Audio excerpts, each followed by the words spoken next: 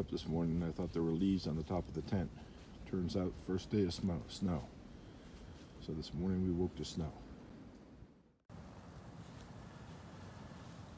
Just thought I'd highlight that the koozie for the pots dramatically increases the efficiency of your cook system by not having to continuously keep a flame under it, under your pot, when you're doing ramen or whatever it is.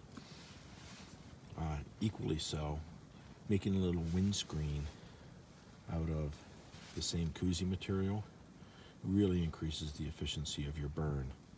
I mean, you have to make sure that you don't encircle and completely enclose the fuel in that, but just having this little windbreak, you'll notice in the upper area, in the upper right-hand corner, that's snow on the ground. And so I just left the windscreen up and a little bit of a burn for a few minutes just to reflect the heat into the tent. And even that's a nice little touch when you're just trying to get the chill off your fingers. So that's, I found that to be really helpful. And it's super, super light. It's the same koozie material, so it's really super light. Anyway, one more tip. From all my failings comes some light.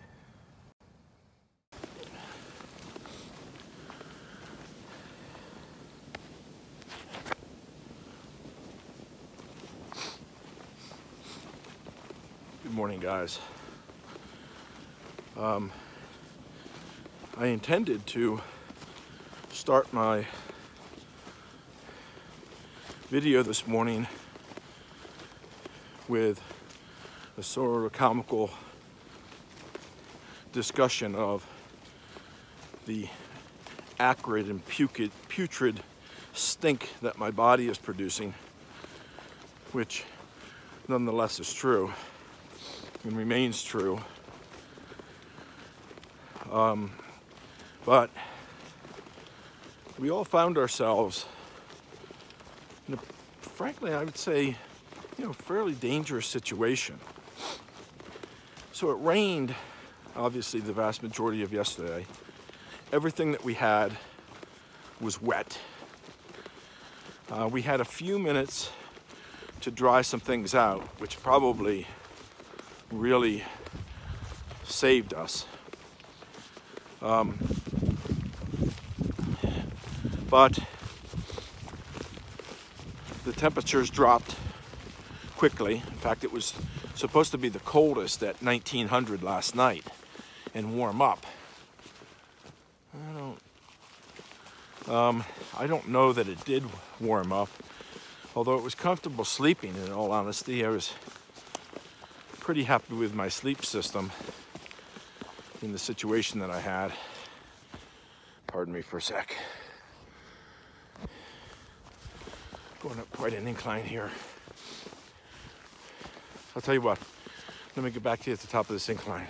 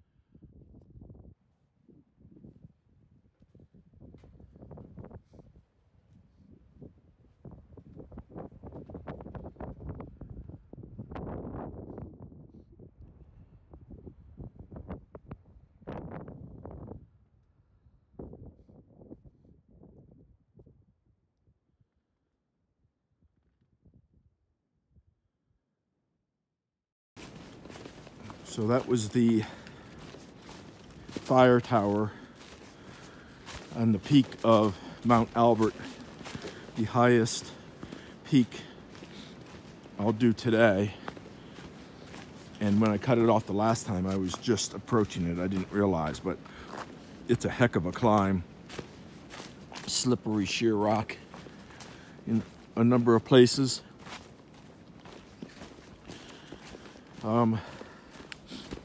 Looking to get to Franklin today. Rock Gap Shelter. There's a shuttle service. It's 9 miles south of Franklin. So it's going to put me in the same situation that existed going into Hiawassee, where you could have gone out of Unicoi. I continued on to Dix Creek and did that interim period or phase before going into Hiawassee, where a lot of folks actually jumped out earlier at Unicoi.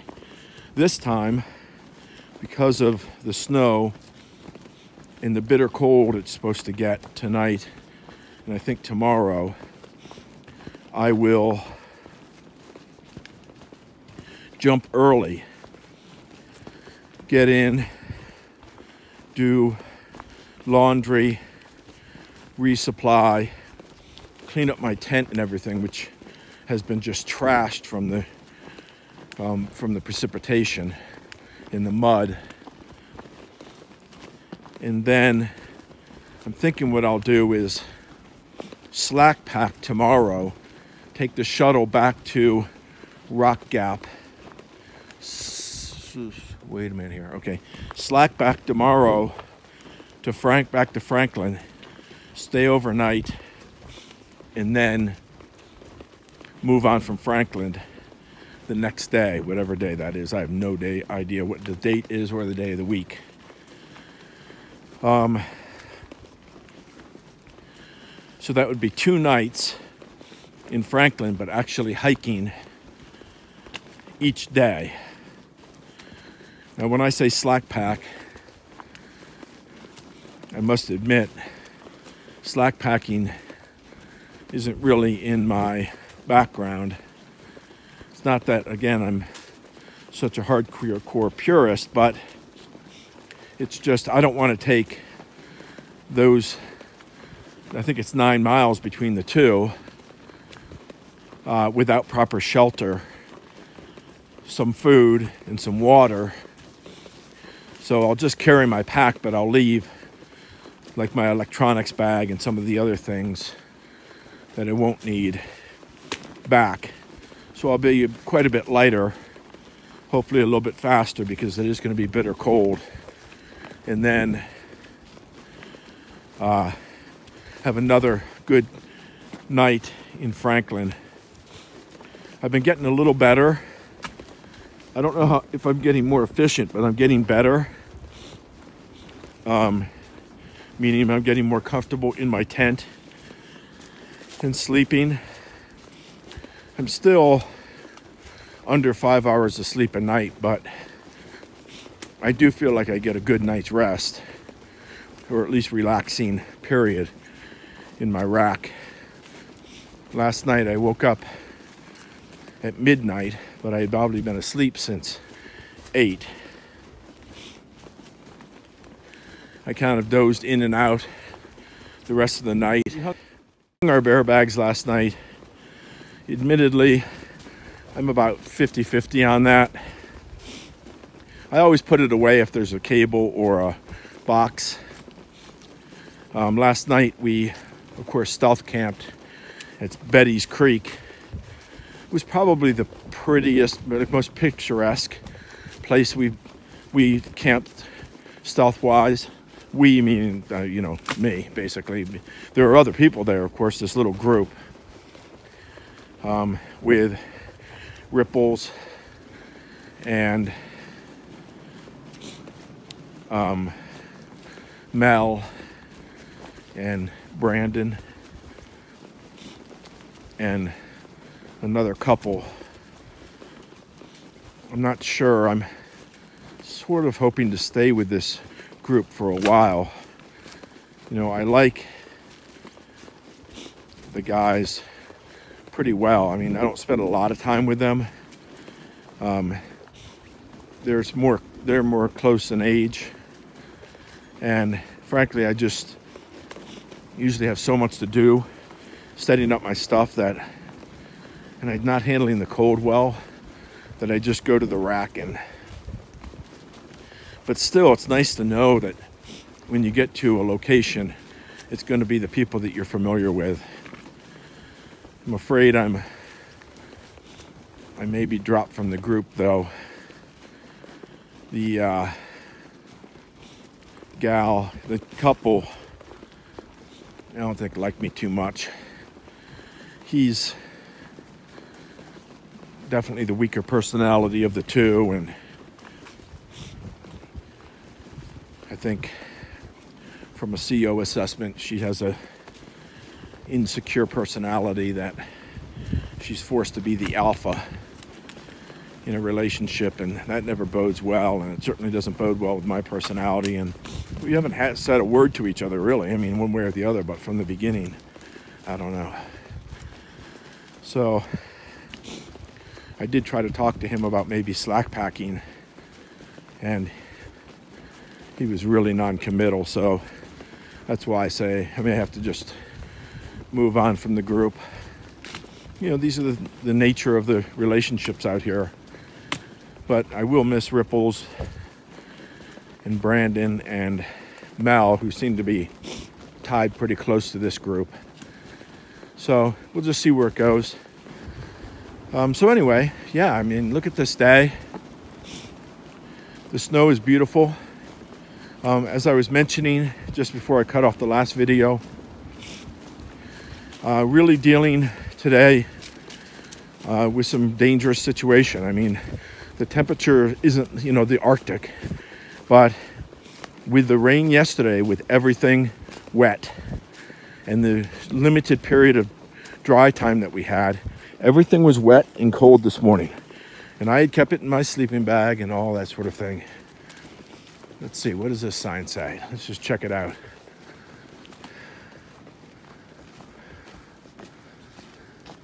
I don't know. Something Springs Gap, it looks like. Here's the white. Oh, here we go. This is kind of cool.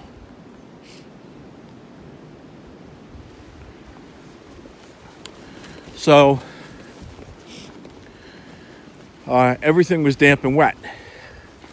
And snowy, of course. And when we got out there, you know, most of us are in trail runners. Uninsulated, non-GTX trail runners, and toes and fingers were seriously cold, frostbite cold. And I kind of got to give a shout out to the Nike running pants I have, even though I'm going to supplement them with some thermal underwear. As soon as I started moving with that nylon rain kilt I bought, as soon as I started moving, they warmed up my legs.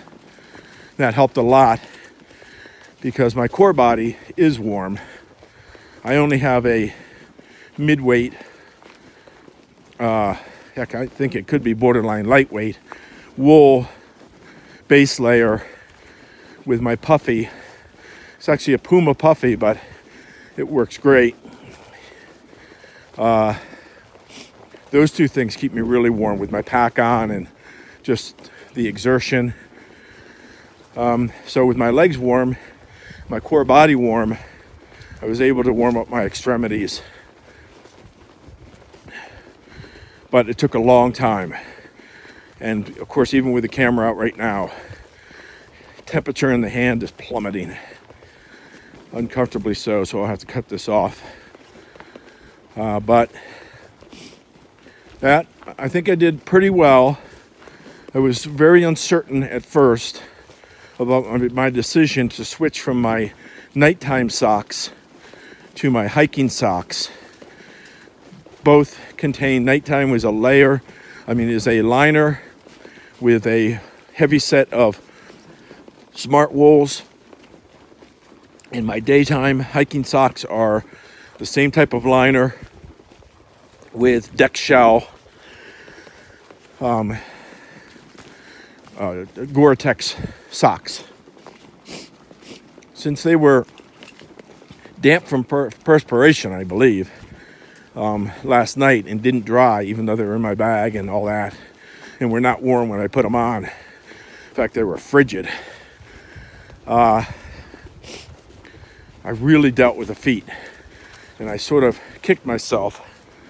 But then, as we went along the trail, there were many sort of bogs of standing water that was hard to get around.